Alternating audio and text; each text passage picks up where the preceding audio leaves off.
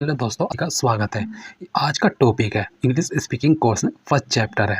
पप्पू एक देहाती लड़का जो बहुत मुश्किल से पास हुआ था। लोगों का कहना था कि पप्पू लाइफ में कुछ नहीं कर सकता, पर उसे किसी बात की परवाह नहीं थी। उसे लाइफ में कुछ गुजरने की चाहत थी। शायद इसी चाहत की वजह से उसे पास होने के बाद एक अच्छी नौकरी की चाहत थी और इसे पाने के लिए वह हाथ पांव चला रहा था। आखिरकार काफ़ी मुशक्क़त के बाद पप्पू की किस्मत उस पर मेहरबान हो गई। उसे एक मल्टीनेशनल कंपनी से कॉल लेटर आ ही गया। जैसे ही उसके हाथ को लेटर लगा, खुशी खुशी के मारे उसका दिल बिल्लियों बल्लियों उछलने लगा।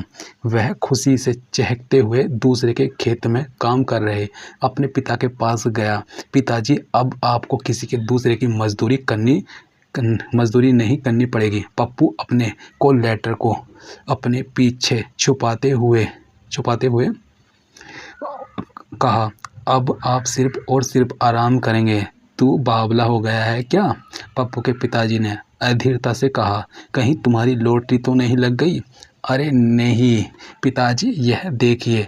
पप्पू को लेटर हवा में लहराते हुए कहा, मुझे नौकरी मिलने वाली है। कल मेरा इंटरव्यू है। अगर मैं इंटरव्यू में पास हो गया तो समझो मेरी नौकरी पक्की। क्या वाकई तुम नौकरी करने जाओगे? हाँ पिताजी, बस मैं इंटरव्यू में पास हो जाऊं। भगवान करे तुम इंटरव्यू में पास हो जाओ। पप्पू के पिताजी ने भावुकता से कहा। लोगों की बातें कितनी झूठी थी कि पप्पू यह नहीं कर सकता, वह नहीं कर सकता, लाइफ में कुछ नहीं कर सकता। पर देखो मेरा पप्पू क्या नहीं कर सकता। उसे भी नौकरी मिल सकती है, वह भी बड़ा आदमी बन सकता है। शाबाश पप्पू। पप्पू अपने बाप की शाबाशी पाकर खुशी से फूले नहीं समा रहा। वह अपनी खुशी को पूरे गांव में बांटता फिरने लगा। बहरहाल उसकी नौकरी पाने की खुशी गांव वालों को रास नहीं आई। वे पप्पू के बारे में अब भी यही कहा करते थे, हमें नहीं लगता कि पप्पू को यह नौकरी मिल जाएगी। उसमें वह बात नहीं है जो हमारे बच्चों में। क्यों? हाँ, तुम ठीक कहते हो। पप्पू लाइफ में कुछ नहीं कर सकता। गांव के एक आदमी ने कुटी लता से मुस्कुराते हुए कहा, नौकरी तो तब मिलेगी जब वह इंटरव्यू में पास होगा। मुझे नहीं लगता कि वह इंटरव्यू में पास होगा। गांव के दूसरे आदमी ने कहा, उसमें अकल नाम की चीज़ नहीं है। पप्पू सारी रात नौकरी मिलने की खुशी में सो नहीं सका।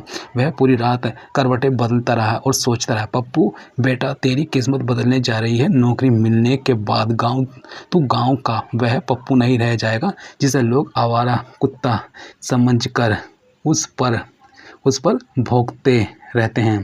तू तो बाबू साहब हो जाएगा। अगली सुबह पप्पू इंटरव्यू देने शहर जाने के लिए तैयार था। तो पिताजी, मैं चल रहा हूँ।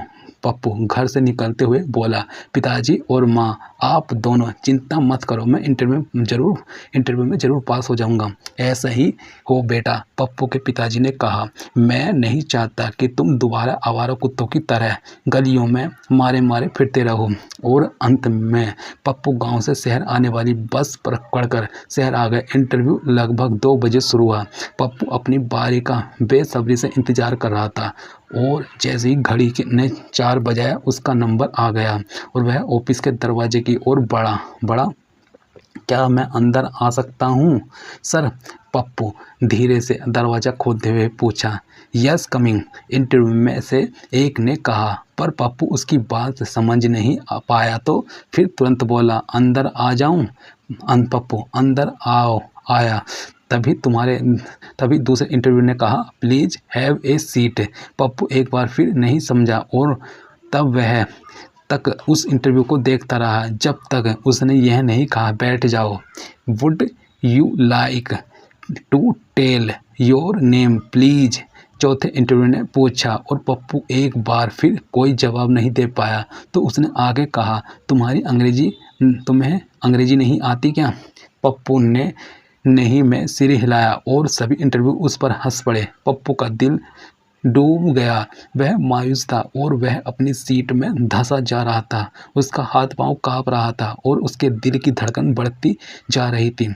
मैं मानता हूँ कि मल्टीनेशनल कंपनी में जॉब करना हर किसी का सपना होता है, पहले इंटरव्यू ने सख्त लहजे में कहा, और बिना अंग्रेजी जाने यहाँ चले आना सरासर बेवकूफ़ी है।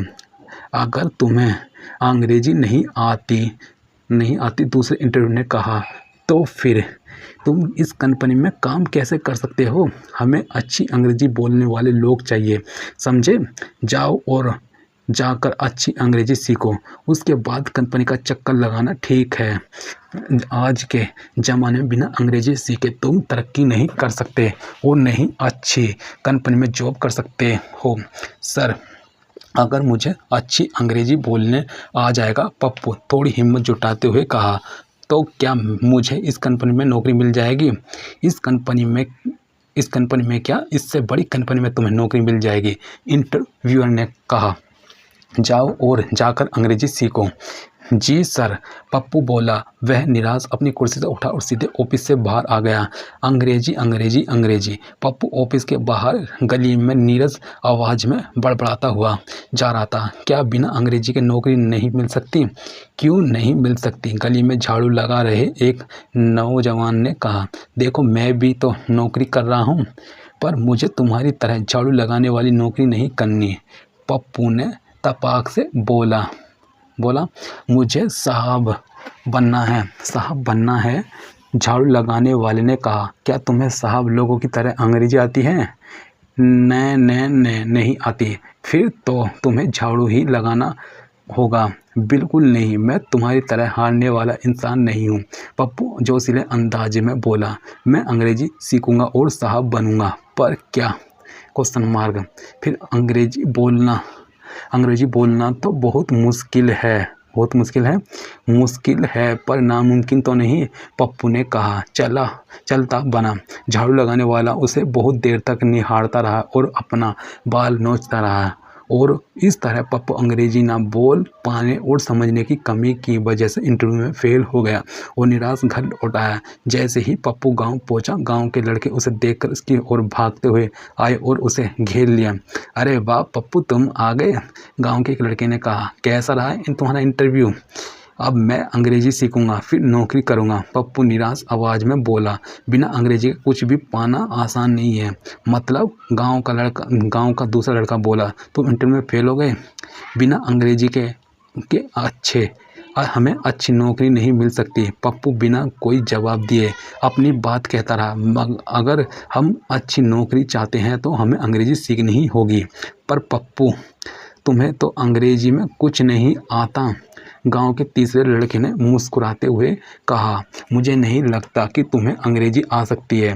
मैं मानता हूँ कि मुझे अंग्रेजी नहीं आती, पर मैं कोशिश तो कर सकता हूँ, पप्पू जोशीले अंदाज में बोला। मैं तुम सबको फराटेदार अंग्रेजी बोल कर दिखाऊंगा।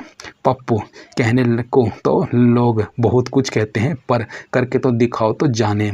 हाँ, मैं करके दिखाऊंगा, पप्पू बोला। मैं तुम सबको फराटेदार अंग्रेजी बोलकर दिखाऊंगा। पप्पू घर पहुंचा और उसका उदास चेहरा देखकर उसके पिताजी का दिल डूब गया। अरे पप्पू बेटा, तुम आ गए, पप्पू के पिताजी ने कहा, जिसका दिल डूबता जा रहा था। क्या हुआ? तुम इतने उदास क्यों हो? तुम्हारे इंटरव्यू का क्या हुआ? पिताजी, शहर में चारों तरफ अंग्रेजी का बोलबाला है, पप्पू उदास मन से बोला। शहर में हम जैसे अंग्रेजी ना बोल पाने वालों को कोई पूछता भी नहीं। साफ बताओ क्या हुआ? मैं इंटरव्यू में फेल हो गया पिताजी। तू इंटरव्यू में फेल हो गया? वो कैसे? पिताजी, मुझे अंग्रेजी नहीं आती और बिना अंग्रेजी की नौकरी मिलना मुश्किल है। क्या?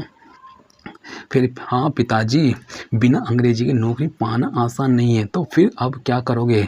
अंग्रेजी सीखूंगा, फिर नौकरी की तलाश करूंगा। फिर देर किस बात की है? जाओ और जाकर अंग्रेजी सीखो। जी पिताजी जी, मैं सोच रहा हूँ कि शहर जाकर अच्छी अंग्रेजी सीख लूँ। सोचो मत, कल से तुम अंग्रेजी सीखने जाओ। फिर समाया। ठीक है पिताजी, पप्पू बोला। मैं कल से ही अंग्रेजी सीखने जा रहा हूँ। अगले दिन पप्पू अंग्रेजी सीखने के जुनून के साथ शहर की ओर चल पड़ा। पप्पू जिस बस में सफ़र कर रहा था, उसकी नज़र उस बस में बैठी उस लड़की पर थी जो मोबाइल पर अंग्रेजी बात किए जा रही थी। How are you? When will you return here? या I have told him about it. Everything is going well, what are you doing this time, okay see you tomorrow. Pappu को उस लड़की की एक बात भी समझ में नहीं आई। बहरहाल वह उस लड़की की फराटेदार अंग्रेजी सुनकर हक्का बक्का रह गया। जैसे ही उस लड़की ने मोबाइल फ़ोन पर बात करनी बंद की, पप्पू उसके करीब गया। मैं पप्पू, उसने हिम्मत जुटाते हुए कहा। आप कौन? आई एम रीना, उस लड़की ने कहा। Well what's that I mean, फिर कहो क्या काम है? दीदी आप बहुत अच्छी अंग्रेजी बोलती हैं। हाँ तो मैं भी आपकी तरह अंग्रेजी बोलना चाहता हूँ, क्या ऐसा हो सकता है? हाँ क्यों नहीं, पर कैसे? पप्पू ने उदासी भरे लफ्ज़ों में कहा। मुझे तो अंग्रेजी कुछ नहीं आता। अरे यार तुम तो दिमाग खाने लगे, उस लड़की ने झुंझलाते हुए कहा। अंग्रेजी सीखना है तुम्हें? हाँ तो विवेकानंद एकेडमी ज्वाइन करो और अंग्रेजी बोलना शुरू करो। विवेकानंद एकेडमी? यस। वह लड़की थोड़ा रोमांचित होकर बोली। विवेकानंद एकेडमी जाओ, प्रदीप सर से अंग्रेजी सीखो। पर दीदी मैं वहाँ पहुँचूँगा कैसे? प्रदीप सर का मोबाइल नंबर ले लो। बताइए दीदी, पप्पू खुश होकर बोला। दीदी मैं आपका यह एहसान कभी नहीं भूलूंगा। इट्स ओके, ठीक है, लिखो 8707418258। फिर यह प्रदीप सर का नंबर है, इस पर बात कर लेना। वे जैसे कहेंगे वैसे करना, ठीक है? ठीक है दीदी, आपका बहुत बहुत धन्यवाद, पप्पू बोला और दोबारा अपनी सीट पर जाकर बैठ गया।